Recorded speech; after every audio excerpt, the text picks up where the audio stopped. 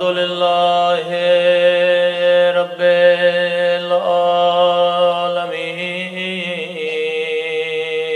العالمين الحمد لله كما هو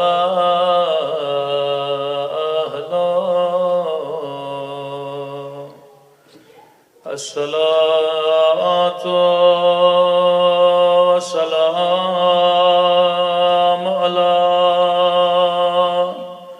سيد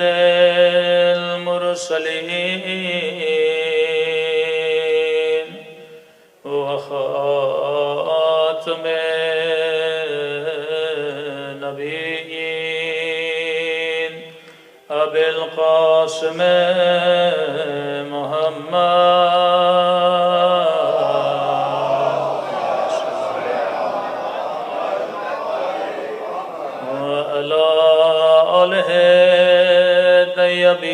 الطيبين الطاهرين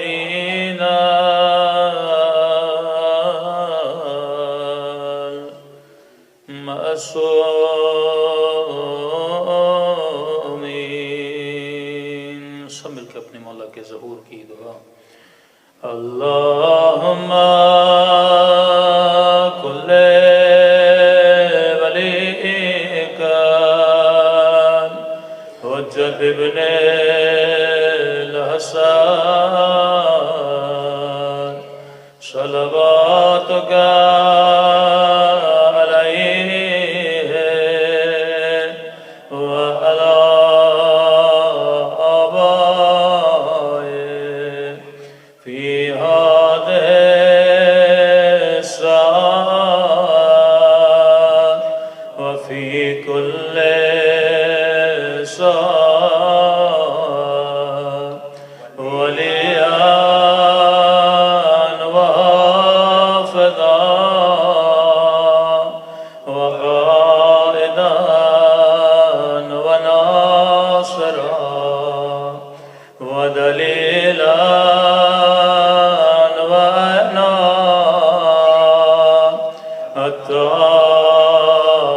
تسكنه أرضك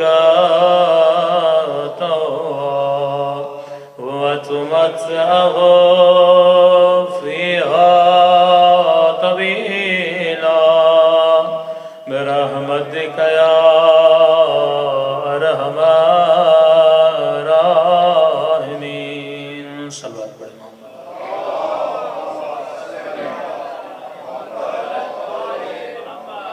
بسم اللہ الرحمن الرحیم رب اشرح لی صدری ویسر لی امری واحلل عقدۃ من لسانی یفقهوا قولی اما بعد فقد قال سبحانہ وتعالی فی محکم کتابہ بسم اللہ الرحمن الرحیم قل لا اسألکم علیہ اجرا الا المودۃ فی القربى صلوات پڑھے محمد وآل محمد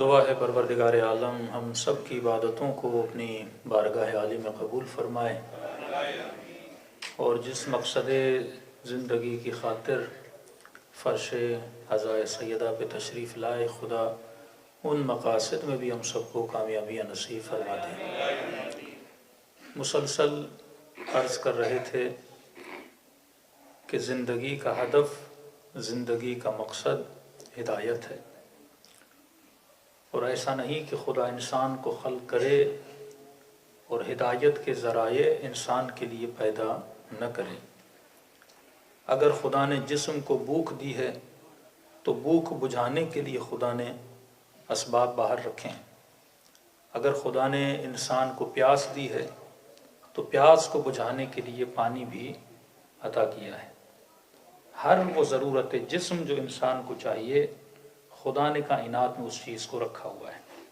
اور یہی وہ اللہ کا وعدہ ہے قرآن میں کہ رزق کی ذمہ داری خدا نے اٹھائی ہے کئی لوگ اعتراض کرتے ہیں کہ مولانا پھر افریقہ میں اتنا فقر کیوں ہے پھر کئی لوگ بھوک کی وجہ سے مر کیوں جاتے ہیں وہ جو انسان بھوک کی وجہ سے مرتا ہے وہ انسانیت کے ظلم کی وجہ سے مرتا ہے ورنہ اگر پوری دنیا میں 2000 ملین لوگوں کو اگر خدا خلق کرے تو یہ اللہ کی ذمہ داری ہے کہ 2000 لوگوں کے برابر اناج فراہم کریں۔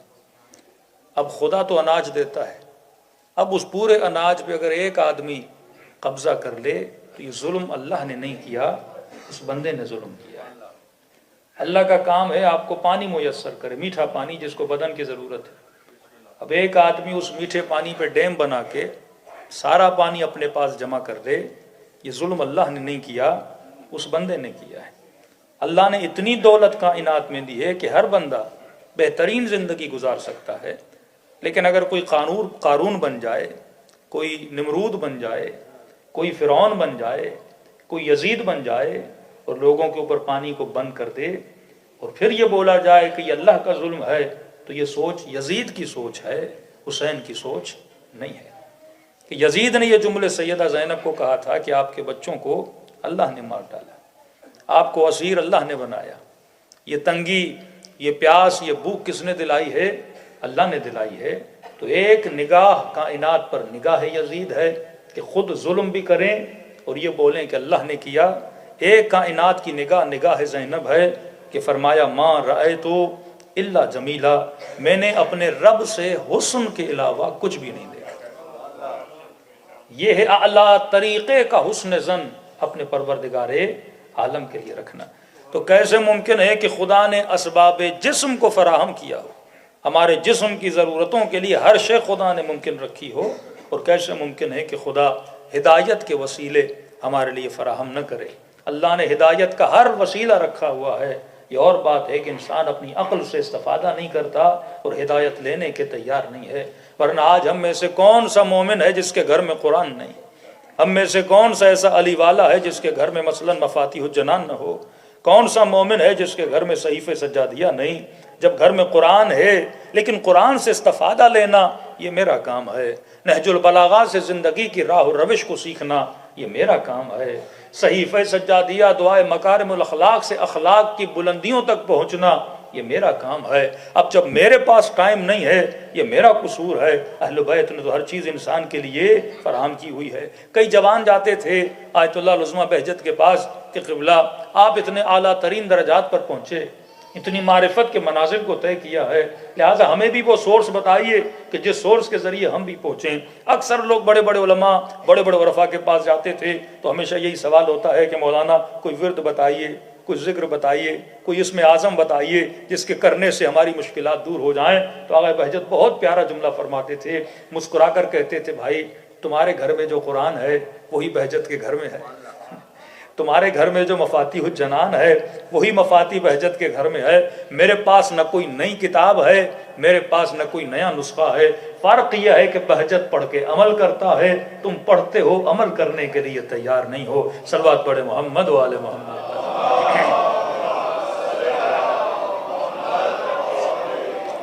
میری پھر گزارش ہوگی ذرا آگے آگے آ جائیں گے تاکہ مجلس بار بار ڈسٹرب نہیں ہوگی، ایک صلوات پڑھ کے دو قدم آگے بڑھ کے آئے۔ صلوات پڑھے محمد و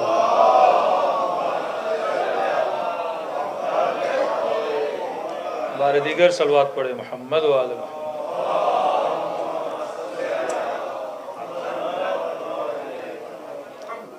بار دیگر صلوات پڑھے محمد و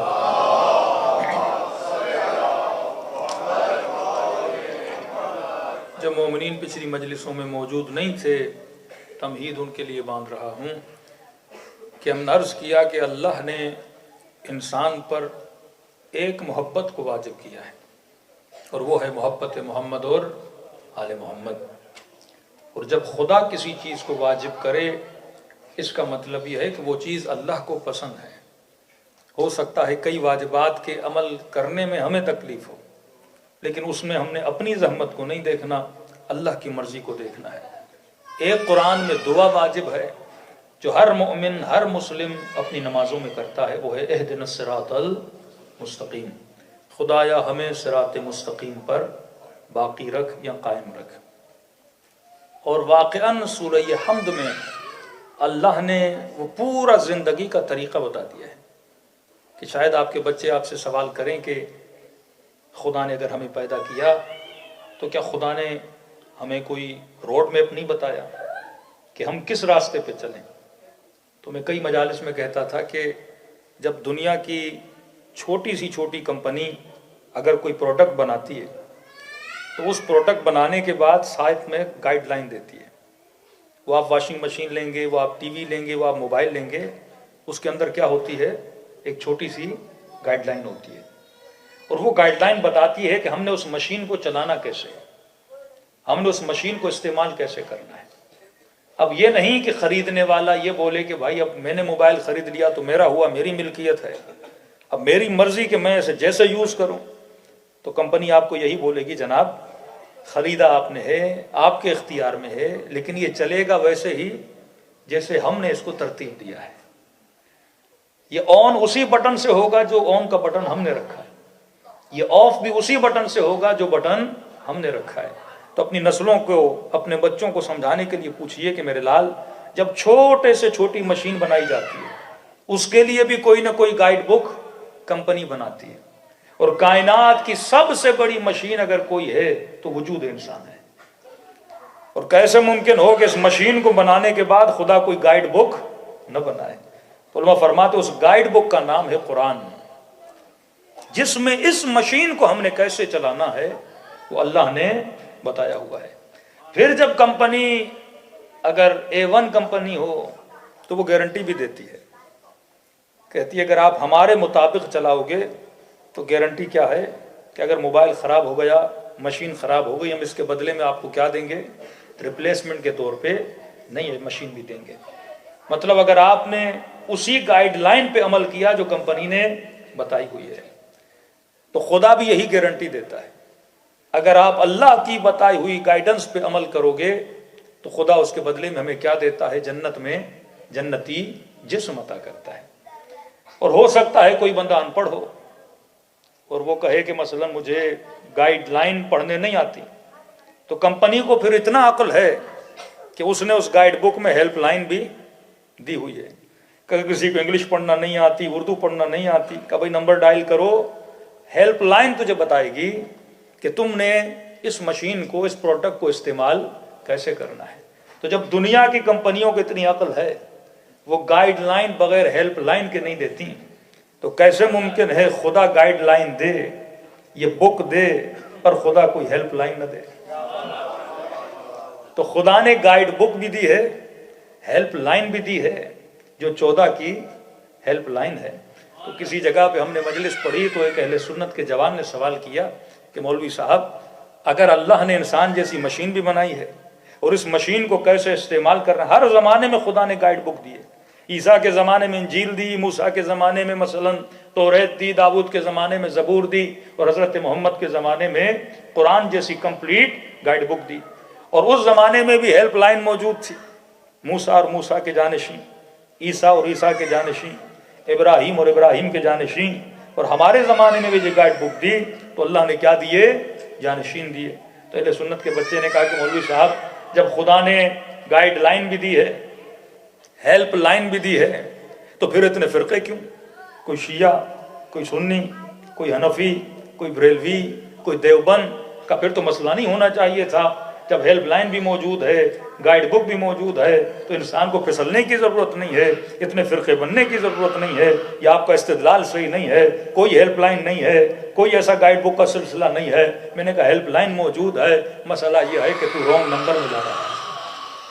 اگر نمبر صحیح ملایا جاتا کبھی تو گمراہ نہ ہوتا. میں نے کہا مثلا آپ کا نمبر ہے, اب یہاں پہ مثلا 0377 اگر کسی کا نمبر ہے, یا پاکستان میں 0300 اگر کسی کا نمبر ہے, مثلا کوئی مولانا کا ہی نمبر ملانا چاہتا ہے, آپ مولانا کے نمبر میں بھی ایک نمبر ادھر ادھر کر دو گے تو میں نے کہا تجھے مولوی نہیں ملتا, اور تم پہلے کو چوتھے پہ رکھ دو, تجھے ہدایت کیسے ملے گی؟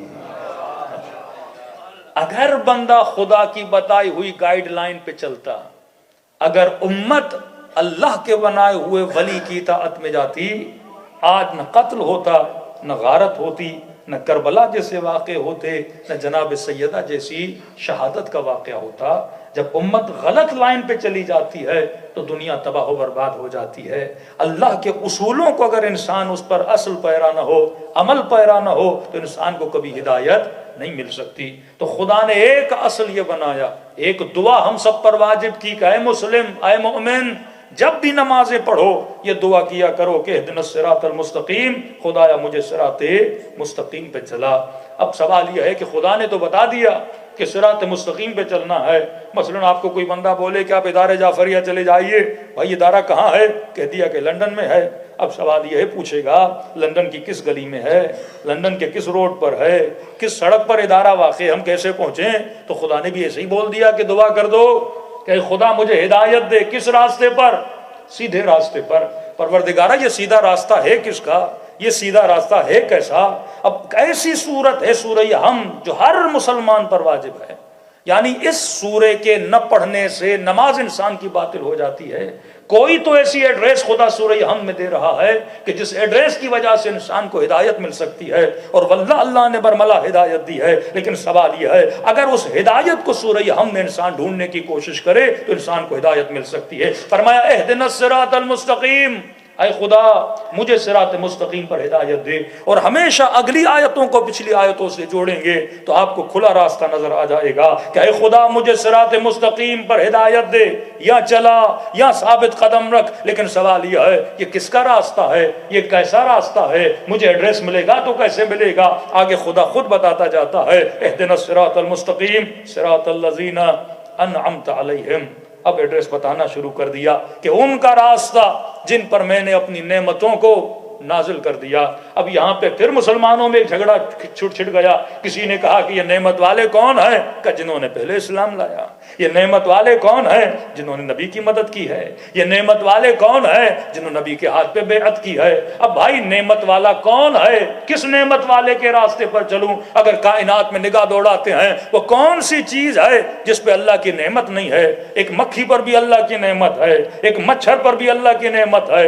آج اس امام بارگاہ میں یا سرزمین پہ کون سا بندہ ہے جس پہ اللہ کی نعمت نہ ہو؟ کسی پہ کھانے کی نعمت، کسی پہ رزق کی نعمت، کسی پہ اولاد کی نعمت، کسی پہ کلام کرنے کی نعمت، کسی پہ حافظے کی نعمت۔ مختلف نعمتیں انسانوں کو اللہ نے دی ہے، اور خدا کیا کہے کہ ان کے راستے پر چلا جن پر تو نے اپنی نعمتوں کو نازل کیا۔ ارے یہ کون سے نعمت والے ہیں پروردگارا؟ یہاں پر تو ہزاروں اور سینکڑوں لوگ ہیں جن پہ تو نے اپنی نعمتوں کو نازل کیا ہے۔ اب میں کس نعمت والے کے پیچھے چلوں؟ اس مفتی کے پیچھے چلوں؟ اس مولوی کے پیچھے چلوں؟ اس عزادار کے پیچھے چلوں؟ کس کے پیچھے چلوں؟ تو اللہ پھر بتاتا گیا فرمایا انعمت علیہم، یہ نعمت والے تو ہیں لیکن کچھ خاص نعمت والے ہیں۔ کون سے نعمت والے؟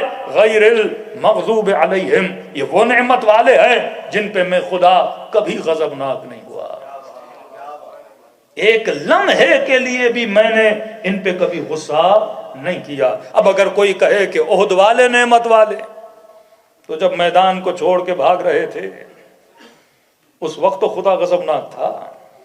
کون سے نعمت والے؟ جنہوں نے نبی کو اذیتیں دیں، جنہوں نے قتل و غارت کیا، ایک لمحے کے لیے بھی جس سے خدا غضبناک نہ ہو، ایسا نعمت والا تم نے ڈھونڈنا ہے۔ ہاں نعمت والے تو بہت ہیں لیکن ہم کبھی کبھی گناہ کرتے ہیں، اس وقت اللہ کی غضب کے سائے میں آتے ہیں، پھر جب سجدے کرتے ہیں اللہ کی رحمت کے سائے میں آ جاتے ہیں۔ حر نے جب حسین کی لجام فرس میں ہاتھ ڈالا اس وقت اللہ کے غضب کا شکار تھا، لیکن جب آ کر حسین کی دربار میں توبہ مانگی اس وقت رحمت کے سائے میں آ گیا۔ لیکن فرمائیے کون سے نعمت والے ہیں؟ غیر المغضوب علیہم، یہ وہ نعمت والے ہیں جن پہ میں خدا کبھی غضبناک نہیں ہوا۔ اور اگلی صفت لگا کے خدا نے مہر لگا دی کہ یہ دروازہ صرف ایک کا دروازہ ہے، یہ ایڈریس صرف ایک کا ایڈریس ہے۔ خدایا یہ کون ہے؟ کہ پہلی صفت یہ ہے کہ میں کبھی غضبناک نہیں ہوا، اور دوسری صفت یہ ہے کہ یہ کبھی بھی گمراہ نہیں ہوئے۔ اب مجھے کوئی ایسا مسلمان دکھاؤ جو زندگی میں کبھی گمراہ نہ رہا ہو۔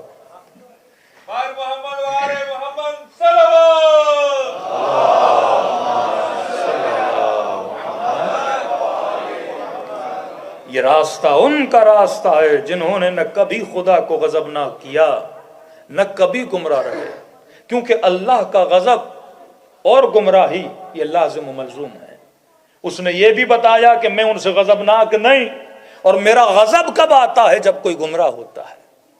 تو یہ وہ نعمت والے ہیں جو زندگی میں ایک لمحے کے لیے بھی گمراہ نہیں رہے، اور جنہوں نے زندگی میں ایک لمحہ بھی اللہ کو غضبناک نہیں کیا۔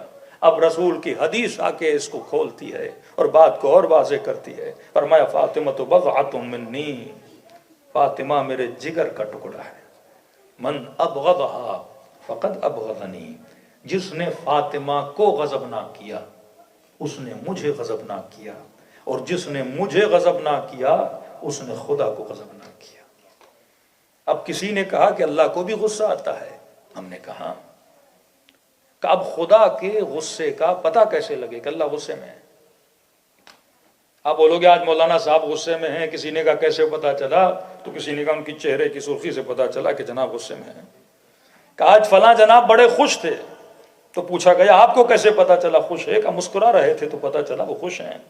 کہ فلاں جناب بڑے شرما رہے تھے، تو کہ آپ کو کیسے پتا چلا وہ شرما رہے تھے؟ کہ اس کے چہرے کی لالی نے بتایا کہ جناب شرما رہے ہیں. اب بھائی خدا تو جسم رکھتا نہیں، مجھے کیسے پتا چلے کہ خدا کب غصے میں آتا ہے؟ مجھے کیسے پتا چلے کہ خدا کب خوش ہوتا ہے؟ میں تو اللہ کو دیکھ نہیں سکتا نا کہ چہرہ دیکھ کے بتاؤں آج خدا خوش ہے آج خدا ناراض ہے. تو فرمایا اگر خدا کی خوشی اور ناراضگی دیکھنی ہو تو فاطمہ کے چہرے کو دیکھا کرو. اگر وہ کسی سے غضبناک ہیں تو سمجھو خدا غضبناک ہے. اگر علی کسی سے راضی ہیں تو سمجھو خدا بھی اس سے راضی ہے. تو معیار خوشی اور غضب الہی بنا تو اہل بیت کی ذات بنی. اب ان اہل بیت کے لیے فرمایا کہ ان کی محبت کو اللہ نے ہمارے اوپر کیا کیا؟ واجب کیا، کیونکہ ان کی محبت لنک ہے پروردگار عالم کے ساتھ. اگر اہل بیت کو راضی کرو گے خدا راضی ہو جائے گا. اگر اہل بیت رسول کو خوش کرو گے خدا خوش ہو جائے گا. اگر کوئی خاتون جناب سیدہ کو خوش کرتی ہے تو خدا خوش ہو جاتا ہے. اگر کوئی مؤمن امیر المؤمنین کے دل کو راضی کرتا ہے یا ان کے پردے غیب میں فرزند زہرا کو خوش کرتا ہے تو خدا اس کے فعل سے کیا ہوتا ہے؟ خوش ہوتا ہے. اور فرمایا ہدایت بھی اسی میں ہے کہ تو محبت کرے تو پنجتنے پاک سے محبت کرے. یہ واحد محبت ہے جو تمہیں ہدایت تک لے کر جاتی ہے. صلوات پڑھے محمد و آل محمد.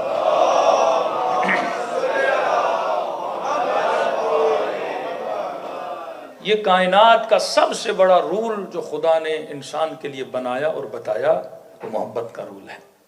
کیونکہ ہماری خوشیوں کا سبب محبت، ہمارے غم کا سبب محبت، ہمارے جہنم جانے کا سبب محبت، ہمارے جنت جانے کا سبب محبت. یہ محبت ہے جو انسان کو اعلیٰ منزل پہ لے جاتی ہے، اور یہ محبت ہے جو شیطان کو وہاں سے اٹھا کر اور اسے فرش پہ لا کے کھڑا کر دیا.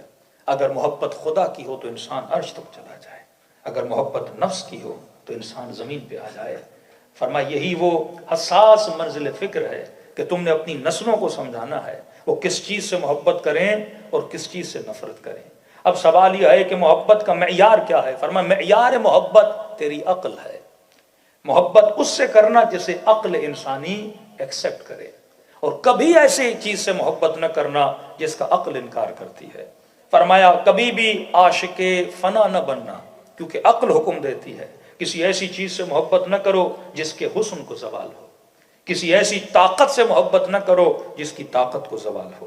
زوال کا مطلب آج بندہ حسین ہے کل اس کا حسن مرجھا جائے، آج طاقت ہے کل اس کی طاقت چلی جائے.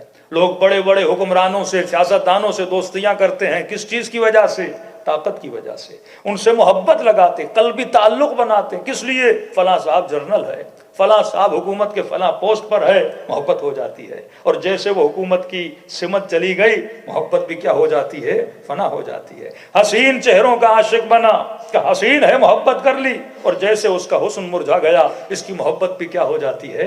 مرجھا جاتی ہے. میں نے آغا نراکی کا جملہ بتایا تھا، فرماتے ہیں دنیا کی کوئی ایسی لذت نہیں ہے جس کی انتہا نجاست نہ ہو. پانی پیو انتہا نجاست ہے، کھانا کھاؤ انتہا نجاست ہے، لذتیں نکالو گے انتہا نجاست ہے. پر میں ایسی لذتوں کے عاشق کیوں بنتے ہو؟ بندے خدا ایسی لذت کے عاشق بنو جس کی ابتدا بھی نور ہو جس کا انتہا بھی نور ہو. ایسے عشق اور حسن کے عاشق بنو جس حسن کو فنا نہ ہو. ایسی طاقت کے عاشق بنو جو طاقت ختم نہ ہونے والی ہو. ایسے وجود کے عاشق بنو جو وجود لا محدود ہو. اور ایسی چیزوں کے عاشق بنو. یہ عقل کا حکم ہے، لیکن نفس انسانی انسان کو ایسی چیزوں کا عاشق بناتا ہے جو اسے تباہ و برباد کر لیتی ہیں. یہ تاریخ کے واقعے، یہ قرآن کے قصے اللہ کیوں بتاتا ہے؟ بارہا کہہ چکا کہ قرآن قصوں کی کتاب نہیں ہے. آواز آتی ہے وَاعْتَبِرُوا یا اولي الالباب، اے صاحبان لب عبرت حاصل کرو۔ لب کا مطلب کیا ہے؟ آپ نے اخروٹ کھایا ہوگا، اخروٹ کا چھڑکا ہوتا ہے، اس کے اندر مغز ہوتا ہے،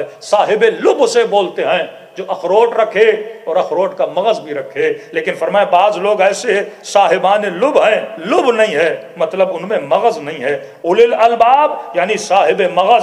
اب آپ کے اخروٹ دیے جائیں لیکن اس میں مغز نہ ہو تو اخروٹ کس کام کا؟ کہ بعض لوگ نبی فرماتے ہیں زمین پہ چل تو رہے ہیں، جسم تو نظر آتا ہے لیکن ان کی کھوپڑیوں میں مغز نہیں ہے، یہ چھلکے کی طرح زمین پہ چلتے ہیں لیکن صاحب لب نہیں ہے۔ اور خدا اگر کسی کے مخاطب ہوتا ہے ان انسانوں سے مخاطب ہوتا ہے جن کے دماغوں میں عقل بھی ہے، جن کے وجود میں لب بھی ہے۔ تو فرمایا وَاعْتَبِرُوا یا اولي الالباب، یہ قصے ان کے لیے ہیں جو قرآن کے قصوں سے عبرت لیتے ہیں۔ دیکھو نمرود نے کس سے محبت کی تھی، آج کہاں ہے؟ دیکھو فرعون نے کس سے محبت کی، آج کہاں ہے؟ دیکھو یزید نے کس چیز سے محبت کی، آج کہاں ہے؟ اور دیکھو حسین نے کس سے محبت کی تھی، آج حسین کا نام کہاں ہے؟ آج سیدہ کا نام کہاں ہے؟ آج فدق کے لوٹنے والے کہاں ہیں؟ اور سیدہ کی شان کتنی بلند ہے۔ یہ دیکھو ابن سعد کو کیا ملا؟ رے کی حکومت کا دانہ بھی نہیں ملا لیکن حر کے ماتھے پہ فاطمہ کا رومال بندھا ہوا ہے۔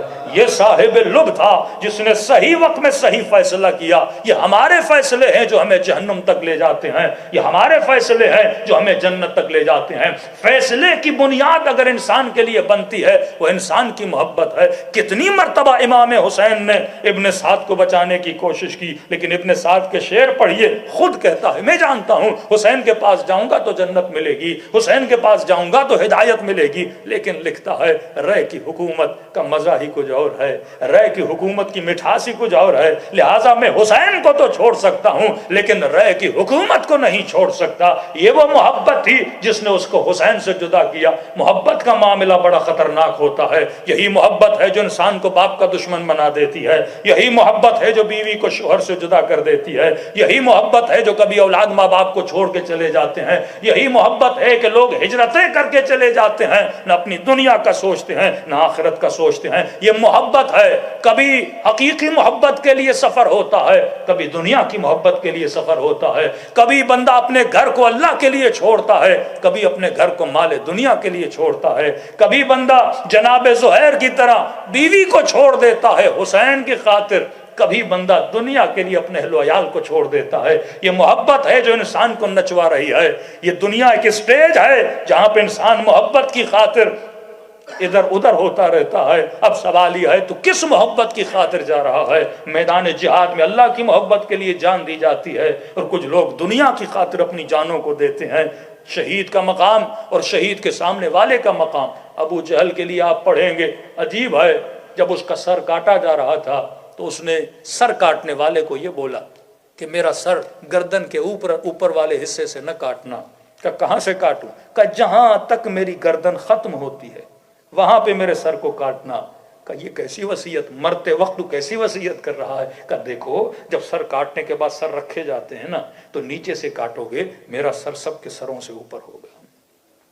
بندہ مر رہا ہے لیکن مرنے کے بعد بھی یہ چاہتا ہے اس کا سر سب کے سروں سے اوپر ہو۔ سر کٹ گیا لیکن کسی نے اس سر کی اہمیت کو نہ جانا، لیکن ایک سر کربلا میں کٹا جس کو نو کے نیزہ پہ اٹھایا گیا اور جس نے نو کے نیزہ پر سے اللہ کے کلام کی تلاوت کی۔ یہ وہ سر ہے جس کو خدا نے بلند کیا ہے، یہ وہ عزت ہے جو خدا دیتا ہے۔ وَتُعِزُّ مَن تَشَاءُ وَتُذِلُّ مَن تَشَاءُ۔ یہی ہے کہ تو زندگی کس کی محبت میں گزارتا ہے۔ یہی سلیقہ اور طریقہ اگر ہم اپنے بچوں کو سمجھا دیں کہ میرے لال اسلام محبت سے منع نہیں کرتا لیکن نجس محبت سے منع کرتا ہے، میرے لال محبت کرنا حلال محبت کرنا، کبھی حرام محبت کے پیچھے نہ لگنا، ہر چیز کو استعمال کر دنیا میں ضرورت کی نگاہوں کی حد تک، کبھی بھی دنیا کی چیزوں سے دل نہ لگانا۔ یہ ضرورت کی چیزیں ہیں، وہ موبائل ہو، وہ گاڑی ہو، وہ گھر ہو، وہ انسان کا بیڈ ہو، وہ انسان کا لباس ہو، یہ ضرورت بدن ہے، اس کو استعمال کرو ضرورت کی حد تک، لیکن کبھی اسے دل نہ لگانا، کبھی ان چیزوں سے دل لگی نہ لگانا۔ دل لگانا تو خدا سے لگانا، دل لگانا تو حسین سے لگانا،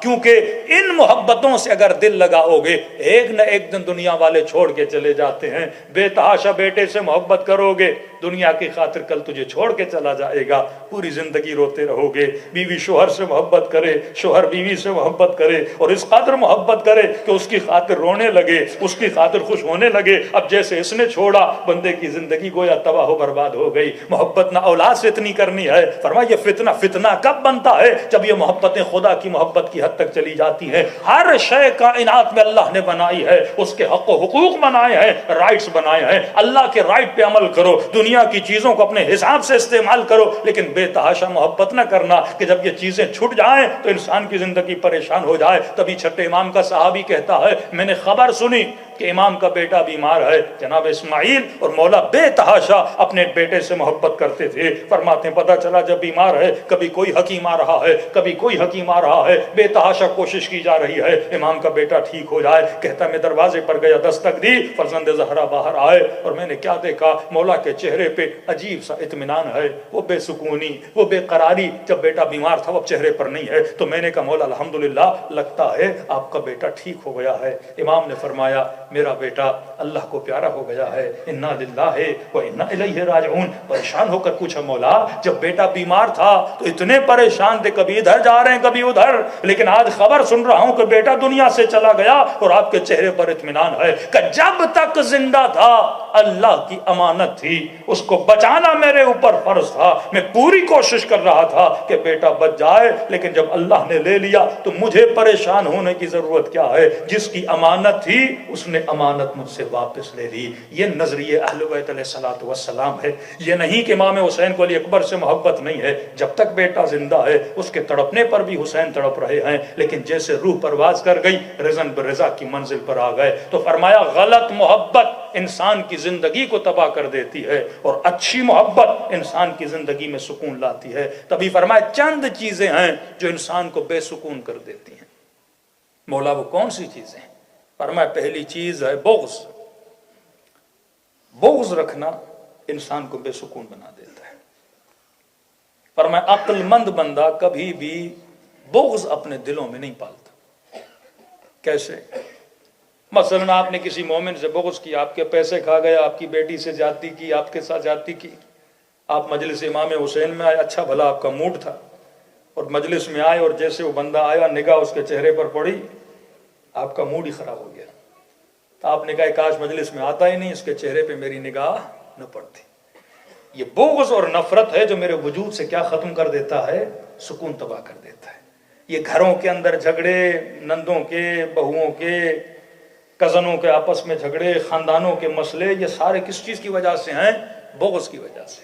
وہ بغض جو اپنی ذات کی وجہ سے کیا جائے وہ انسان کو پریشان کر دیتا ہے، لیکن ایک ایسا بغض، ایک ایسی نفرت جو اللہ کی وجہ سے کی جائے کہ آپ دشمن خدا سے بغض رکھو، دشمن امیر المومنین سے بغض رکھو، اس بغض میں راحت ہے، کیونکہ اس سے بغض رکھو گے تو اس کے کردار سے کیا ہو جاؤ گے؟ دور ہو جاؤ گے۔ لیکن ایک علی والا، ایک مولا کا چاہنے والا، اپنی ذات کی خاطر اگر آپ بغض رکھو گے تو اس کے اندر کئی خوبیاں بھی ہیں، ان خوبیوں سے بھی کیا ہو جاؤ گے؟ بیزار ہو جاؤ گے۔ اہل بیت نے جو معیار زیارت عاشوراء میں فرمایا وہ یہ تھا کہ انی سلمون لمن سالمکم وحرب لمن حاربکم، مولا میری جنگ اس کے ساتھ ہے جس کے ساتھ آپ کی جنگ ہے، مولا میری دوستی سلم اس کے ساتھ ہے جس کے ساتھ آپ کی دوستی ہے۔ مطلب دوستی اور نفرت کا معیار کون بنا؟ اہل بیت علیہ الصلوۃ والسلام بنے۔ فرمایا پہلی صفت بغض ہے، اور یہ آج کل کچھ ڈاکٹرز نے ماڈرن سائیکولوجی میں یہ رپورٹ دی ہے کہ اکثر بغض رکھنا انسان کے لیے کینسر کا باعث بھی ہوتا ہے، کیونکہ اگر آپ شدید کسی انسان سے نفرت کرتے ہو اور جب اس کو دیکھو گے تو آپ کو کیا آئے گا؟ غصہ آئے گا، لیکن آپ اپنا غصہ اس پہ اتار نہیں پا رہے۔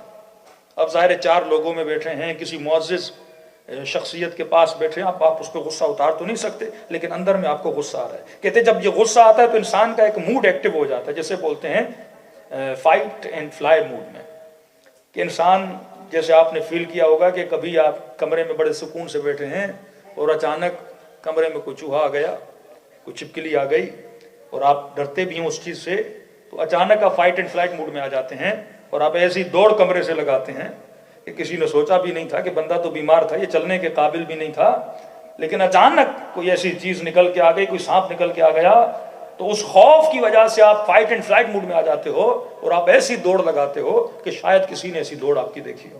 یا آپ جنگل میں جا رہے ہو, اچانک شیر کو آپ نے دیکھ لیا اور آپ نے دیکھا شیر اٹیک کرنے والا ہے, آپ فائٹ اینڈ فلائٹ موڈ میں چلے جاتے ہو اور آپ بڑی تیزی سے دوڑنا شروع کرتے ہو. یہ قدرتی طور پر خدا انسان کے وجود میں ایک مادہ ریلیز کرتا ہے جس سے ایکسٹرا آرڈنری انسان کے اندر پاور آ جاتا ہے, جس سے انسان اپنے آپ کو بچانے کی صلاحیت پیدا کر سکتا ہے. اب جب آپ کسی سے نفرت کرتے ہو, بغض کرتے ہو, تو آپ کے اندر وہی مادہ ریلیز ہو جاتا ہے, فائٹ اینڈ فلائٹ والا. لیکن یہ ہے کہ آپ مجلس میں بیٹھے ہو, آپ اٹھ تو نہیں سکتے. آپ ایک محفل میں بیٹھے ہو, آپ ریئیکشن تو نہیں دکھا سکتے. تو آپ کے اندر غصہ تو ہوتا ہے پر آپ غصے کو نکال نہیں سکتے. نہ نکالنے کے نتیجے میں وہ چیز کینسر کا باعث بنتی ہے. ایسے سیلز آپ کی باڈی میں پروڈیوس ہونا شروع ہو جاتے ہیں جس سے انسان کو کیا ہوتی ہے, کینسر ہوتی ہے. تبھی امیر المومنین فرماتے ہیں کہ ہمارا چاہنے والا کبھی بھی سوء ظن نہیں کرتا, ہمیشہ حسن ظن کرتا ہے. مطلب مولا میرے بدن کو بھی بچانا چاہتے ہیں, میرے روح کو بچانا چاہتے ہیں. لیکن ایک تھا تھوڑا سا باولا سا مومن, اس نے کہا مولا اگر آپ کہہ رہے ہیں حسن ظن کروں, کتنی بار کروں؟ امام فرماتے ہیں 70 مرتبہ. 70 مرتبہ لوگوں کے بارے میں اچھا سوچا کرو. اگر اسے برا کرتے ہوئے بھی دیکھو پھر بھی 70 مرتبہ اچھا سوچا کرو.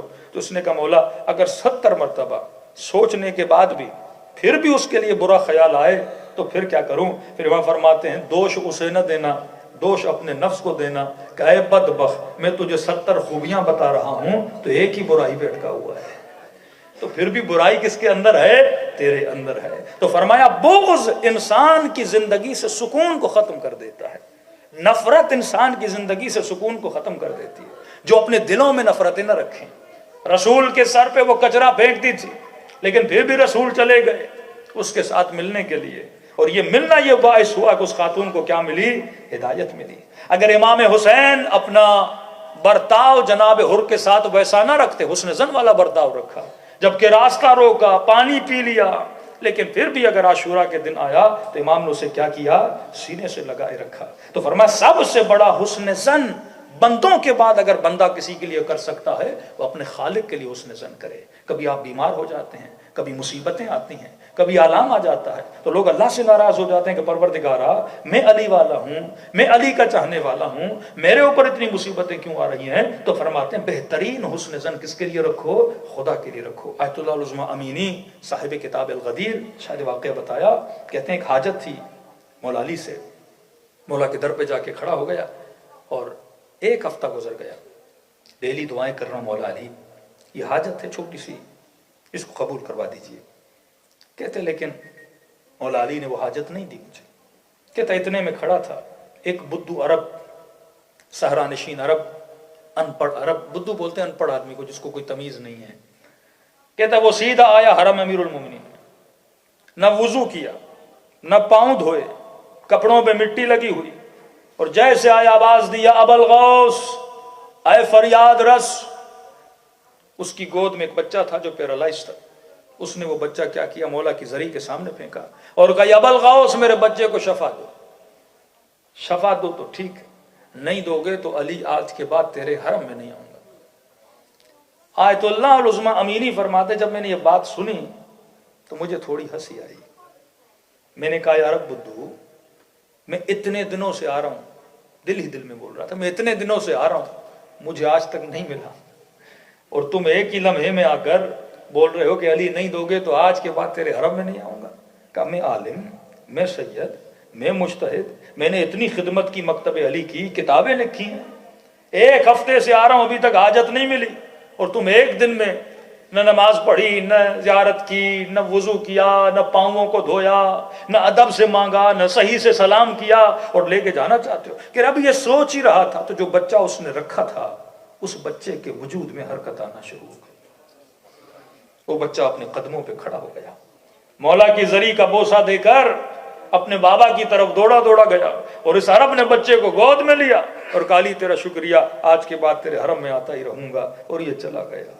آیت اللہ امینی فرماتے اس منظر نے مجھے بڑا دکھ دیا اور شکایت کی میں نے مولا علی سے.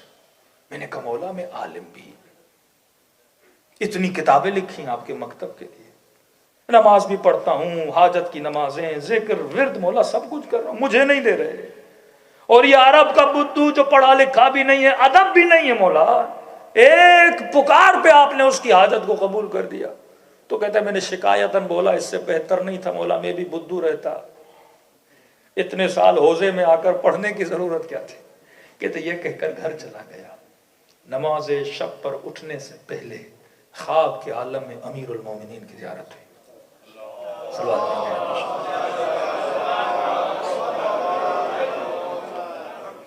کا مولا کے چہرے پہ مسکراہٹ تھی. فرمایا امینی کبھی بھی اپنے مولا سے ناراض نہیں ہوا کرتے. امینی اگر اسے نہ دیتا تو وہ کبھی بھی میرے حرم میں پھر نہ آتا. عقیدے کا کمزور تھا. لیکن امینی مجھے پتا ہے اگر تجھے نہ بھی دوں تو پھر بھی علی کے دامن کو نہیں چھوڑو گے.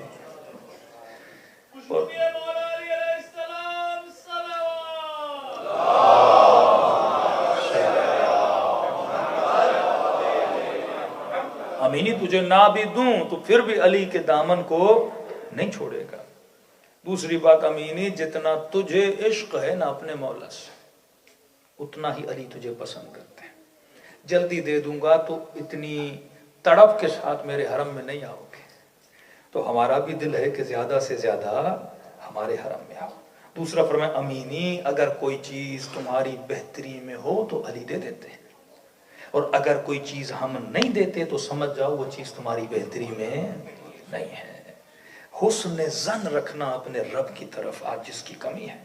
فرمایا غمگین ہونے کی پہلی نشانی بغض ہے. زندگیوں سے سکون چلا جاتا ہے اور اس کا تعلق بھی ذات کی محبت ہے.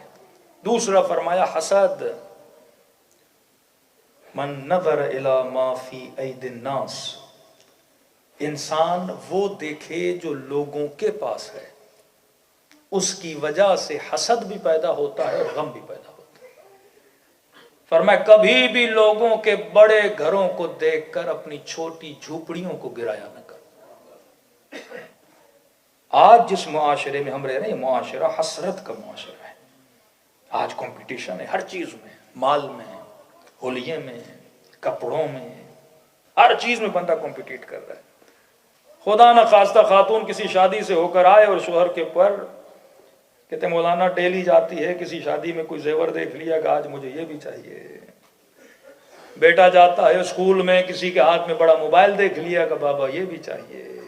انسان جاتا ہے روڈ پہ کیونکہ یہ بازار حسرت ہے، یہ بازار رونق ہے. فرمایا کبھی بھی لوگوں کے مال کو دیکھ کر اپنی زندگی میں بے سکونی پیدا نہ کیا کرو. جو اللہ نے دیا ہے اس اللہ کے دیے ہوئے پہ راضی ہوا کرو. ہاں محنت کرو، زحمت کرو، لیس الانسان الا ما سعی، محنت کرو اس کے نتیجے میں جو ملتا ہے.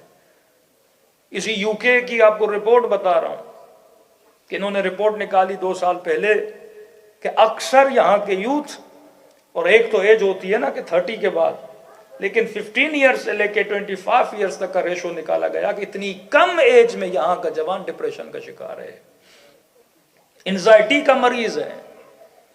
اور ریزن نکالا کہ یہاں کا جوان بچے اور بچیاں اتنی ڈپریشن کی شکار کیوں ہیں یا کیا مسئلہ ہے.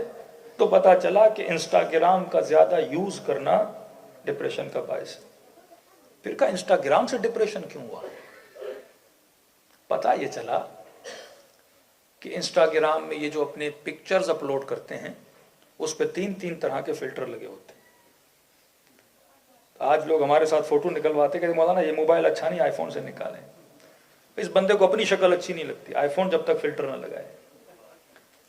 تو کہا انسٹاگرام میں فوٹو اپلوڈ کرنے کی وجہ سے یہ تقریباً جوان کس کا شکار ہیں؟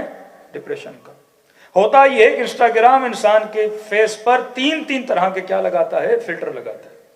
مطلب نیچرل بیوٹی سے بھی تھوڑا اور آگے اس کو اور زیادہ خوبصورت دکھاتا ہے. 3 فلٹر.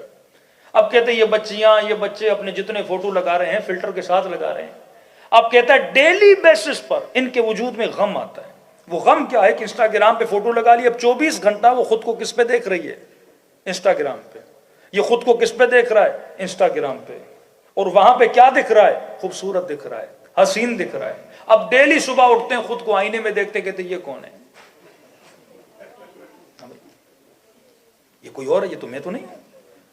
اسے اپنی شکل اچھی نہیں لگتی. اب شکل اچھی نہ لگنے کے نتیجے میں بیوٹیشن کا جو کاروبار ہے وہ عروج پہ چلا گیا. جس طرح پہلے ہم دیواروں پہ لیئرز لگاتے تھے اچھا بنانے کے لیے، اب میک اپ کے لیئرز لگنا شروع ہو جاتے ہیں تاکہ بھی ویسا دکھوں. مختلف قسم کے آپریشن، یہ بوٹوکس آپ دیکھتے ہیں، کبھی گالوں کے، کبھی ہونٹوں کے، پتہ نہیں کہاں کہاں کے ہو رہے ہیں. انسان اپنے وجود کو صرف کیا دکھانے کے لیے؟ نگاہ حسرت. کسی اور کے چہرے کو دیکھتا کہتا میرا ایسا ہو جائے، کسی اور کی شکل کو دیکھتا کہتا ایسی میری ہو جائے. ایون اپنی شکل کو ود فلٹر دیکھتا، اسے وہ مثلا جو اللہ نے دیا وہ پسند نہیں، جو فلٹر والا ہے وہ اسے اچھا لگتا ہے. یہ ایک فیک دنیا میں رہنے لگا ہے. اس نے ایک ایسی کائنات سے محبت کرنا شروع کر دیا، ایک ورچوئل ایسا ورلڈ اس نے اپنے لیے بنا دیا ہے جو اس کا نہیں ہے، جس کا حقیقت سے کوئی تعلق نہیں ہے، لیکن یہ اس کا عاشق بن گیا ہے. اب اس کے عشق کی خاطر یہ جب اس کو انسٹا پہ دیکھتا ہے خوش ہوتا ہے، موبائل آف ہوتا ہے یہ غمگین ہو جاتا ہے. اس کی خوشیاں، اس کے غم اس محبت نے کیا کر دیے ہیں؟ تباہ کر دیے ہیں. یہ ڈپریشن کا شکار ہو گیا ہے. اب عالم خیال سے نکل کر اس جوان کو اپنے عالم حقیقت پہ لانا ہے کہ آج واقعاً ہم بھی جب فوٹو لیتے ہیں تو کیوں فلٹر والا موبائل ہمیں اچھا لگتا ہے، کیوں میک اپ والے فوٹو ہمیں اچھے لگتے ہیں؟ کیونکہ ہم بھی واقعاً اس فیک دنیا کے عاشق بن چکے ہیں. یہی فیکنس یزید دکھاتا تھا کہ مولا حسین کو قتل کرو گے اتنے سکے دوں گا. یہ خیالی دنیا تھی. اتنی دولت دوں گا. ابن سعد تجھے رے کی حکومت دوں گا. امام فرماتے تھے کتنے سال حکومت کرو گے؟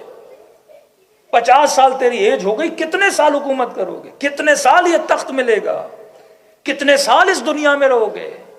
بالآخر تو تم سب کے جسم اسی مٹی میں مل جانے ہیں.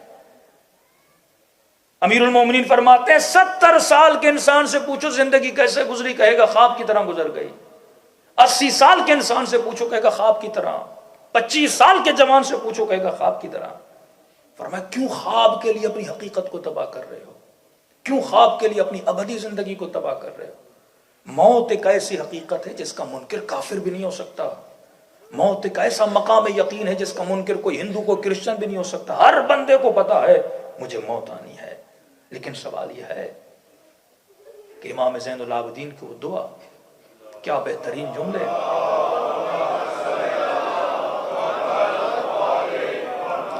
فرماتے مولا مجھے اس چیز میں مشغول کر جس کا مجھے فائدہ ہو. مجھے کسی بھی ایسی چیز میں بزی نہ رکھنا جس سے مجھے فائدہ نہ ہو. فائدہ اسی چیز میں ہونا ہے جس کا نتیجہ ہمیں آخرت میں ملنا ہے. چندے کی ریکویسٹ ہے، یہ ادارے، یہ مراکز آپ کے چلتے ہیں، انہی سے آپ کی نسلوں کی تربیت ہوتی ہے. جتنا ڈونیٹ کریں گے آپ کی دنیا کے بھی فائدہ ہے، آخرت کا بھی فائدہ ہے. صلوات پڑھیں محمد و آل محمد.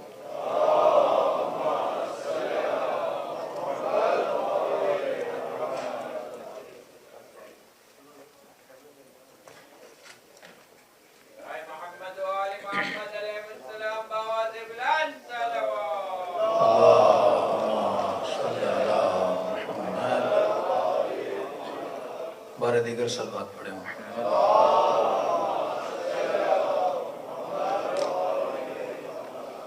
تو فرمایا حقیقی محبت، عاقلانہ محبت، عارفانہ محبت انسان کو بلندیوں تک لے کر جاتی ہے. لیکن جاہلانہ محبت، شہوت سے بھری محبت جو ختم ہونے والی محبت ہے اور انسان کو تباہ و برباد کر دیتی. کسی نے امام حسین سے پوچھا، مولا حسین، اور کیا ہی پیاری مثال دی میرے آقا حسین نے. فرمایا مولا حسین لذت جسمانی اور لذت روحانی کو ہم ڈیفائن کیسے کریں؟ کہ آپ بولتے ہیں انسان کے 2 وجود ہیں، وجود جسم اور وجود روح. اب ہمیں روح نظر تو نہیں آتا، ہم 24 گھنٹہ اپنے جسم کو دیکھتے ہیں. کہ مولا پتہ کیسے لگے کہ کون سی لذت جسم کی لذت ہے، کون سی لذت روح کی لذت ہے؟ واقعاً ان 2 چیزوں کو ایک دوسرے سے ہم جدا کیسے کریں؟ توجہ میری طرف رہے. تو مولا نے فرمایا جس کو کھانا کھا کر مزہ آئے، ابھی تک سمجھو یہ جسم کی لذت لے رہا ہے، ابھی تک مقام حیوانیت پر فائز ہے. جسے کھانا کھا کر مزہ آئے، یہ ابھی تک کس لذت پر ہے؟ جسمانی لذت پر ہے. اور فرمایا جسے کھانا کھلا کر مزہ آئے. یہ لذت روح ہے. اب واقعاً آپ ایک منٹ کے لیے مولا کی مثال پہ سوچئے کہ کھانا کوئی اور کھاتا ہے، مجھے مزہ کیوں آتا ہے؟ مزہ تو جسم نے لینا ہے نا. اگر میں کسی یتیم، کسی غریب، کسی برہنہ آدمی کو لباس اس کے بدن پہ پہناتا ہوں، مجھے کیوں مزہ آتا ہے؟ میں نے جسم کو تو کچھ بھی نہیں دیا. اسے پانی دوں تو مزہ آئے، اسے کھانا دوں تو مزہ آئے، گرمیوں میں ٹھنڈک دوں تو مزہ آئے، سردیوں میں گرمی دوں تو مزہ آئے، لذت نکاح لوں تو مزہ آئے، گھومنے پھرنے کی لذت لوں، یہ ساری لذتیں جسم کی ہیں. لیکن اگر میں کسی کو کھلا رہا ہوں تو مجھے مزہ کیوں آ رہا ہے؟ اگر میں کسی برہنے پر لباس پہنا رہا ہوں مجھے کیوں مزہ آ رہا ہے؟ کسی روڈ پہ ایک بندہ کانپ رہا ہے، میں نے اپنی جیکٹ اتار کے اس بندے کو پہنائی تو مجھے مزہ کیوں آ رہا ہے؟ اس کا مطلب یہ مزہ جسم کو نہیں آ رہا، یہ مزہ کس کو آ رہا ہے؟ روح کو آ رہا ہے، جو تیری حقیقت ہے. اور جو کھانے کا مزہ ہے وہ کس کو آ رہا ہے؟ جسم کو آ رہا ہے. پھر امام نے فرمایا کیوں کہ لذت جسم محدود ہے، لذت روح کا مزہ انلمیٹڈ ہے. اب 5 منٹ کے لیے سوچئے، اگر میں آپ سے پوچھوں کہ آپ نے کل کیا کھایا تھا، کسی کو یاد ہے؟ پچھلے سال ادارے میں جناب سیدہ کی مجلس ہوئی، آپ لوگوں نے نیاز کیا کھایا تھا؟ اصلاً کسی کو اس زمانے میں کھائے ہوئے نیاز کا مزہ یاد ہے؟ کہتے مولانا ہمیں صبح کا ناشتہ یاد نہیں رہتا، پچھلے سال کی باتیں کر رہے ہیں. یہ ہے دنیا کی لذت. رات کو کھاؤ گے اسی وقت مزہ آئے گا، ان آفٹر 1 ویک آپ کو یاد بھی نہیں ہوگا کہ میں نے کھایا کیا تھا. ایون آپ کو ذائقہ بھی یاد نہیں. کلی پتا ہوگا اچھا بنا تھا کھانا یا برا بنا تھا کھانا، لیکن وہ ذائقہ کسی کو یاد نہیں رہتا. لیکن اگر کسی یتیم کو تو نے کھانا کھلایا ہو، واللہ 1 سال کے بعد بھی یاد کرو گے نا، مزہ وہی ہوگا جو اس وقت اس کو کھلاتے وقت آیا تھا. تو روح کا مزہ کبھی ختم نہیں ہوتا، جسم کے مزے ختم ہو جاتے ہیں. دنیا سمجھتی تھی کہ علی رات کے اندھیروں میں نکلتے ہیں اور تکلیف اٹھاتے ہیں، لیکن انہیں کیا پتا علی روح کی لذت لینے کے لیے نکلتے تھے. کوئی کام اہل بیت ایسا نہیں کرتے جو عبث ہو، جس میں روح کی لذت نہ ہو. جو کچھ کیا حقیقی محبت کے لیے کیا. تو فرمایا اے انسان بچنا، ایسی چیزوں کے عاشق نہ بننا جو تمہیں تباہ و برباد کرے، ایسی چیزوں کے عاشق بننا جس سے تمہاری دنیا بھی بنے آخرت بھی بنے. سب بات پڑھے محمد و آل محمد.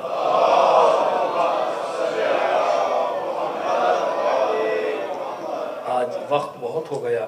کل انشاءاللہ 3 پہلو اہل بیت کی زندگی کے، کہ ہم اکثر اہل بیت کی زندگی کا وہ پہلو زیادہ بتاتے ہیں جس کا پریکٹیکلی ہماری زندگی سے کچھ لینا دینا نہیں ہوتا.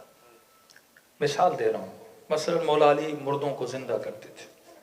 میں کسی مردے کو زندہ کر سکتا ہوں؟ رسول خدا نے شق القمر کیا، میں کر سکتا ہوں چاند کے 2 ٹکڑے. مولا علی پانی پہ چلتے تھے، میں چل سکتا ہوں پانی پہ. یہ جو فضیلتیں ہیں صرف اور صرف کس کی ہیں؟ اہل بیت رسول کی. یہ فضیلتیں میرے اندر نہیں آ سکتی. یہ معجزات انبیاء کے ہیں اور اولیاء کے ہیں.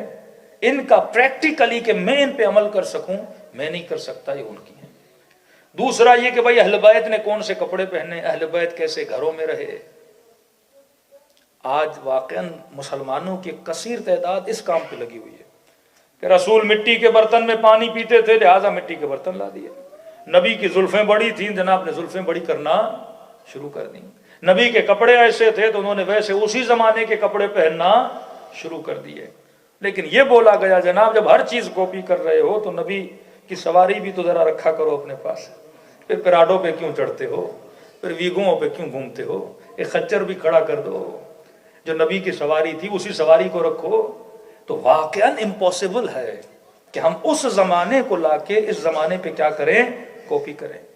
یہ بالکل ایسے ہے کہ آج کے بعد بولیں کہ ادارے میں بریانی نہیں پکے گی کیونکہ رسول نے کبھی بریانی نہیں کھائی تھی، نبی نے کبھی نہاری نہیں کھائی تھی تو ہم نہیں کھائیں گے.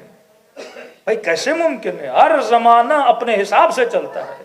رسولوں کا کام یہ نہیں تھا کہ میں یہ بتائیں یہ کھاؤ یا نہ کھاؤ. ان کا کام تھا ہمیں اصول بتا کر جائے، اصولوں پر عمل کرنا ہے. اگر ہم جو تھرڈ ان کا پارٹ تھا زندگی کا، جو اصول تھے، اصول ممبر سے بھی ڈسکس نہیں ہوتے، اصولوں پہ کوئی جاتا بھی نہیں ہے. ہمارا زیادہ فوکس ہے معجزات پر، اور زیادہ فوکس ہے ان کی پہناوے پر، ان کی ان چیزوں پر، حالانکہ جو پریکٹیکلی جس پہ میں عمل کر سکتا ہوں وہ اہل بیت کے بتائے ہوئے اصول تھے. اصول کیا بتایا؟ یہ نہیں بتایا کہ بریانی کھاؤ کہ نہیں، نہاری کھاؤ کہ نہیں، اصول بتا دیا کہ جو بھی کھاؤ حلال کھاؤ، طیب کھاؤ، طاہر کھاؤ. اب کائنات میں کہیں بھی چلے جاؤ، وہ چائنیز کھانا ہو یا پاکستانی ہو، صفت دیکھنی ہے کہ وہ کھانا حلال ہے کہ نہیں ہے. اب وہ بریانی کے شیپ میں ہو یا رسول خدا کے زمانے کے کسی بھی کھانے کے شیپ میں ہو. اب یہ نہیں بتایا کہ عربوں والے کپڑے پہننا، پاکستانیوں والے نہ پہننا، چائنیز والے کپڑے نہ پہننا، ایرانیوں والے کپڑے نہ پہننا. کبھی بھی رسول نے یہ نہیں کہا. جس طرح آپ جاتے ہو سعودی عرب میں، کہتے ہیں یہ لباس نبی کا لباس تھا. نبی نے کب کہا کہ میرے جیسا لباس پہنو؟ نبی نے اصول بتا دیا کہ جو بھی پہنو لباس حیا پہنا کرنا، لباس عفت پہننا. اب وہ خاتون ہو یا جوان ہو، یہ دیکھنا پڑے گا کہ میں جو لباس پہنتا ہوں وہ لباس حیا ہے کہ نہیں ہے، لباس عفت ہے کہ نہیں ہے. اب حیا کی تعریف کیا ہے؟ انسان جا کے پہن لے. ایسا لباس نہ پہننا جو تنگ ہو، ایسا لباس نہ پہننا جو نازک ہو، ایسا لباس نہ پہننا جس میں بدن نظر آ جائے، ایسا لباس نہ پہننا جس میں اندام انسانی کا پتہ لگے، ایسا لباس نہ پہننا جس میں شہوت ہو. ایسا لباس پہننا جو لباس عفت ہو، جو لباس تقویٰ ہو. اب وہ لباس چاہے پاکستانی ہو یا چاہے انگریزوں کا لباس ہو، کون سا لباس ہونا چاہیے؟ عفت والا لباس ہونا چاہیے. حرم امیر المؤمنین میں ایک ایرانی جوان یہی پینٹ شرٹ پہن کے آیا. اب اتفاق سے بعد بیچ میں ایک فیشن آ گیا تھا، پینٹیں بہت نیچے رکھا کرتے تھے لوگ. اب عراقی تو بڑے ان کپڑے کے معاملات میں سخت ہیں. اب وہ سجدے میں گیا، پچھلے کی نماز اس نے خراب کر دی. تو اس عراقی نے اپنی نماز کو توڑ کے اس کو ایسا پیٹھ پہ مارا کہ بدبخت تجھے علی کے حرم میں حیا نہیں آتی. تو انسان کو کون سا لباس پہننا چاہیے؟ لباس حیا. یہ نہیں کپڑے پہن کے مسجد میں آگے بندے خدا ایسا لباس پہنو جس سے انسان کا بدن نظر نہ آئے. وہ لباس حیا ہے جس میں عبادت انسان کی قبول ہوتی ہے. وہ شکم میں اگر لقمہ حلال جاتا ہے تو انسان کی عبادتیں قبول ہوتی ہیں. تو اہل بیت کی زندگی کا پہلا حصہ ان کے معجزات، تفصیل کل میں آئے گی. دوسرا حصہ ان کی زندگی کا، وہ کس طرح رہتے تھے، کپڑے کون سے پہنتے تھے، سواریاں کیا تھیں، گھر کیسے تھے. آج واللہ انگلینڈ میں کسی کا گھر مولالی جیسا ہے. آپ پورے مجمع میں کسی کا لباس امیر المومنین جیسا ہے. آپ میں سے کون جو کی سوکھی روٹی کھا کر آیا ہے؟ آپ میں سے کس نے ابلے ہوئے کدو کھائے ہیں؟ آپ بولو گے مولانا یہ امپوسیبل ہے کہ ہم وہی کریں جو امیر المومنین کا گھر اپنے زمانے کے حساب سے تھا. مولا حسن کا گھر اپنے زمانے کے حساب سے تھا. چھٹے امام کا لباس اپنے زمانے کے. صوفی آ کر امام رضا پر اعتراض کرتے تھے کہ آپ نے اتنا نیا لباس پہنا ہوا ہے، آپ کے بابا علی کے لباس پہ تو جتیاں لگی ہوتی تھیں. تو امام نے فرمایا میرے بابا اپنے زمانے کے لوگوں کے حساب سے پہنتے تھے، میں اپنے زمانے کے لوگوں کے حساب سے پہنتا ہوں. میرے بابا کے زمانے میں غریب زیادہ تھے اور میرے بابا انہی کے درمیان رہتے تھے، اور غریبوں میں رہ کر امیروں والا لباس نہیں پہنا جاتا.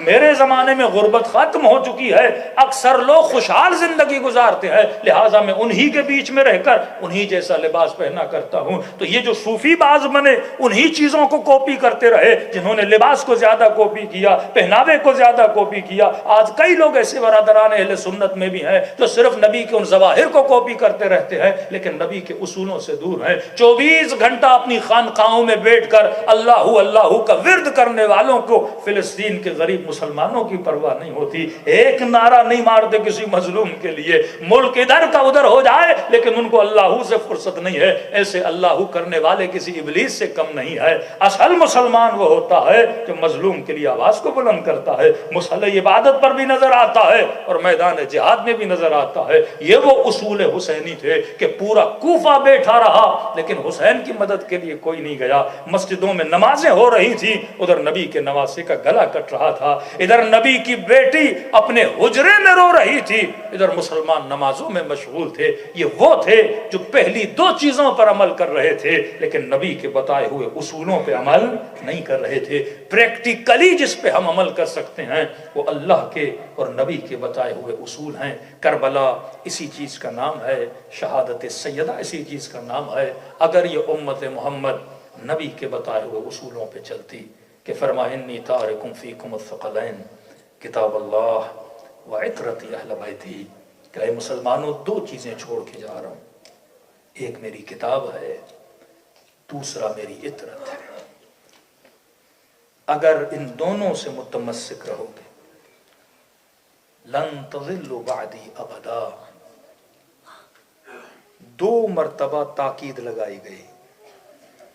عربی میں جب لام نون آتا ہے یہ نفی ابد ہے، پھر آخر میں ابدا بھی بولا کہ اگر ان 2 چیزوں کو تھامے رکھو گے. اللہ کا رسول 2 دفعہ وعدہ دے رہا ہے کہ میرے بعد کبھی بھی گمراہ نہیں ہوگے.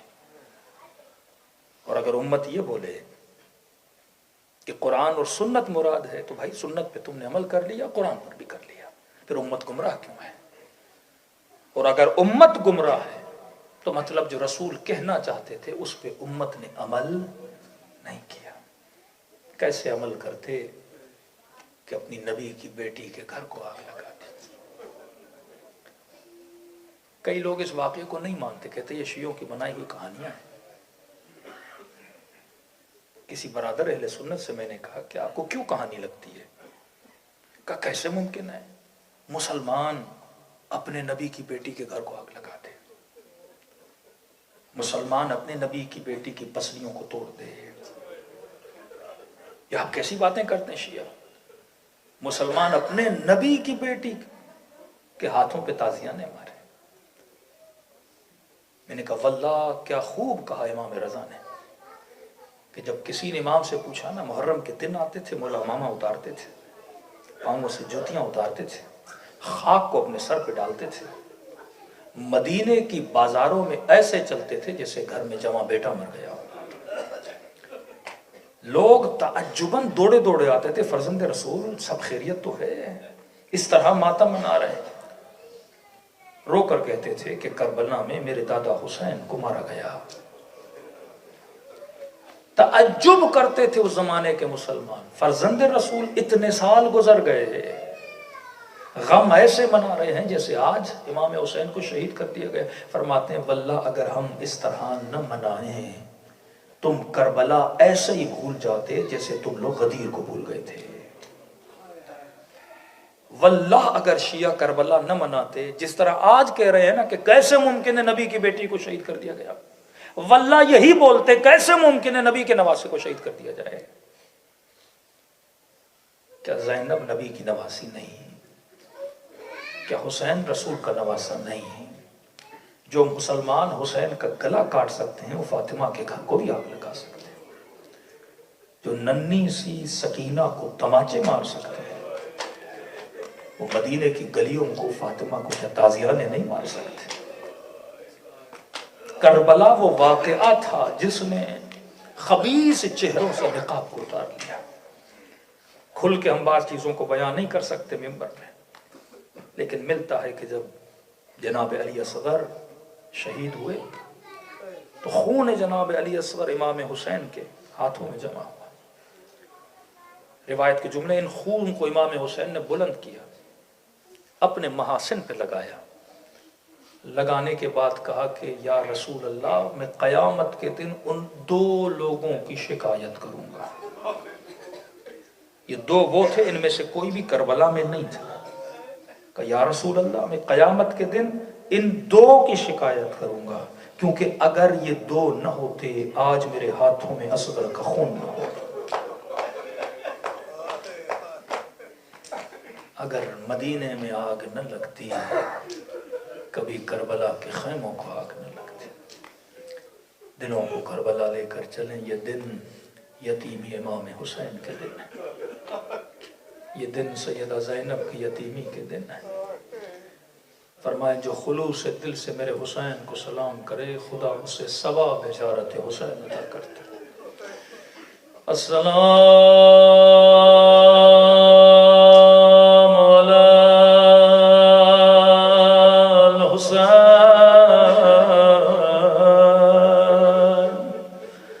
وعلی علی ابن الحسین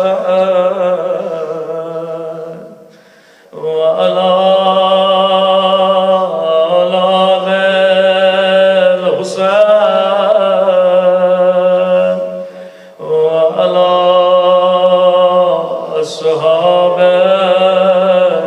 الحسین سب مل کے السلام علی الحسین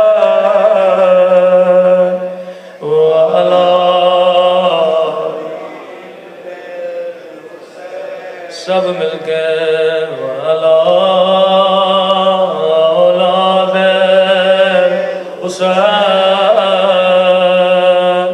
وعلی اصحاب بلند آواز سے السلام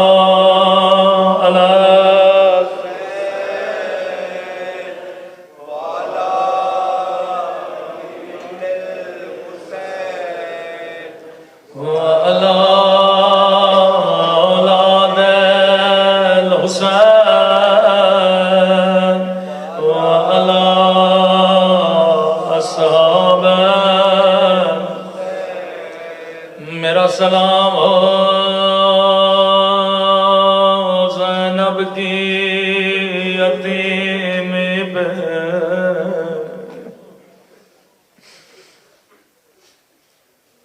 میرا سلام ہو جلتے ہوئے دروازے پہ امام رضا فرماتے شیعوں کبھی چھوٹی چھوٹی باتوں کے لیے ہمیں ہماری دادی زہرا کا واسطہ نہ دیا کرو. ہم ہر مصیبت برداشت کر سکتے ہیں لیکن دادی کی ٹوٹی ہوئی پسلیاں ہم سے برداشت نہیں ہوتی. دو لوگوں میں اختلاف ہوا، نگاہ امیر المومنین پہ پڑی، کہنے لگے یا علی ہمارے سوال کا جواب دو دیجئے. امام نے کہا کیا مسئلہ ہے؟ فرمایا یا علی بحث ہے کہ مرد کے لیے سب سے بڑی مصیبت کیا ہے؟ امام نے کہا بتا بڑی مصیبت کیا ہے؟ کہنے لگا یا علی میں کہتا ہوں مرد کے لیے سب سے بڑی مصیبت یہ ہے کہ مرد تنگ دست ہو، مرد قرض دار ہو. امام نے فرمایا مصیبت تو ہے پر بڑی مصیبت نہیں ہے. دوسرا کہنے لگا یا علی سب سے بڑی مصیبت یہ ہے کہ مرد بے اولاد ہو. امام نے کہا مصیبت تو ہے پر سب سے بڑی مصیبت نہیں ہے. تیسرا کہنے لگا علی سب سے بڑی مصیبت یہ ہے کہ جوان بیٹا مر جائے. امام نے کہا مصیبت تو ہے پر سب سے بڑی مصیبت نہیں. یہ گنواتے گئے علی کہتے رہے یہ بڑی مصیبت نہیں. آخر میں کہنے لگے مولا خود بتائیے مرد کے لیے سب سے بڑی مصیبت کیا ہے؟ راوی کہنے لگا علی کا چہرہ دودھ کی طرح سفید ہوا، ایک مرتبہ زمین پہ بیٹھے پھر کھڑے ہو گئے، کہنے لگے سب سے بڑی مصیبت یہ ہے کہ مرد فاتح بدر و حنین، مرد فاتح خیبر و خندق، اور اس کے سامنے اس کی بیوی کو تادیان مار جائے، آگ بھرا دروازہ گرایا جائے اور اتنا مجبور ہو. یا علی یہ مجمع تیری مظلومیت پہ قربان ملتا ہے. جب سیدہ زہرا کا جنازہ قبر میں اتارنے لگے رو کے کہنے لگے یا رسول اللہ میں علی بڑا شرمندہ ہوں، جیسے میں نے زہرا کو لیا تھا آج امانت ویسے نہیں ہے یا رسول اللہ آج پہلو شکستہ ہے پسلیاں ٹوٹے ہوئے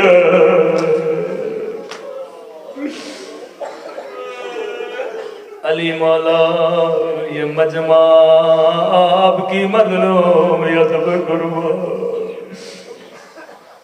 جب بھی اہل بیت اپنی دادی کا ذکر سنتے تھے دار و قطار گریہ فرماتے تھے ملتا ایک شخص میرے چھٹے امام کی خدمت میں گیا رو کے کہنے لگا مولا ہم نے بڑی بڑی باتیں سنی کوئی کہتا ہے آگ کا دروازہ گرا اس لیے جناب سیدہ شہید ہو گئی کوئی کہتا ہے جناب محسن سخت ہو گئے اس کی وجہ سے بی بی شہید ہو گئی مولا میں آپ سے پوچھنے آیا ہوں شہادت کی اصل وجہ کیا ہے راوی کہتا ہے اتنا سننا تھا میرے چھٹے امام اپنا سر دیوار پہ مار مار کے رونے لگے کہنے لگے اب پوچھا ہے تو سننے کا حوصلہ بھی پیدا کرو ہاں یہ ضرور ہے دروازہ گرایا گیا ہاں یہ ضرور ہے ظالموں نے دادیاں نے مارے ہاں یہ ضرور ہے جناب محسن سخت ہو گئے لیکن شہادت کی وجہ کوئی اور تھی کہنے لگا مولا شہادت کی وجہ کیا تھی رو کے فرمانے لگے جب دروازے کو آگ لگانے لگے میری دادی فریاد کرتی رہی مسلمانوں مجھے پہچانا میں تیرے نبی کی بیٹی ہوں میں حسنین کی اماں فاطمہ زہرا ہوں لیکن ظالم نے آگ بھی نہ سنی دروازے کو آگ لگا دے فرمایا دروازہ لکڑی کا تھا اس لکڑی کے دروازے میں ایک لوہے کا قلعہ تھا یہاں کنفذ نے دروازہ گرایا دروازہ میری دادی کے پہلو پہ لگا یہ لوہے کا قلعہ میری دادی کی بسلیاں